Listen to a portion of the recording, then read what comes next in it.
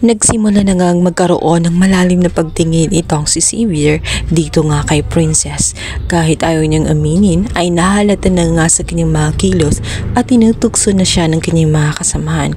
Isang trahedya ang magbibigay linaw ng lahat dahil nga sa magkakagulo sa loob ng selda at dito nga ay mapapahamak itong si Princess at dito niya tuluyang ma-realize na talagang mahal na nga niya itong si Princess. At dahil din sa nakita ni Xavier na talagang mahalaga si Xavier para kay Princess dahil nagawa ni Princess na iligtas itong si Xavier at nalagay nga sa alanganin ng kanyang buhay.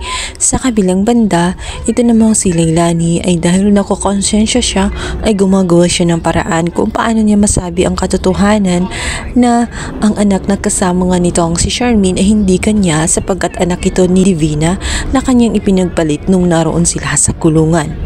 Ngunit itong mga time na mag-uusap na sana sila ay bigla na lamang darating itong si Divina at harangan dahil hindi ito makakapayag na masira ang kanyang mga plano. Sadyang nakatadhana na nga na malaman at malantad ang katotohanan at wala nang makakapigil pa kahit sino pa.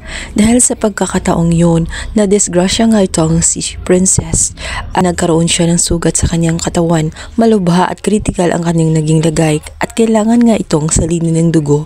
At dito na makakarating itong si Leilani. Umiiyak si Mang Dado sa kalagayan ng kanyang anak na si Princess.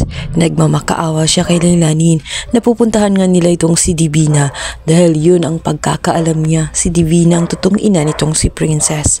Ngunit agad na sinabi nga nitong si Leilani na hindi niya naiintindihan sapagkat ang katotohanan ay hindi si Divina ang totoong ina nga nitong si Princess dahil pinagpalit ni Divina ang anak nga nitong si Charmaine at itong si Divina dahil gusto ni Divina na mamuhay na prinsesa ang kanyang anak. Sa ospital itong si Charlene at dito na nga malalaman ng totoo na matagal nang tinatago-tago sa kanya ang pangungulila niya sa kanyang totoong anak. Ngayon ay mabibigyan niya ng kasagutan sapagkat sasabihin na nga ni Mang Dado ang katotohanan dahil nalalagay sa alanganin ang kanyang totoong anak na si Princess.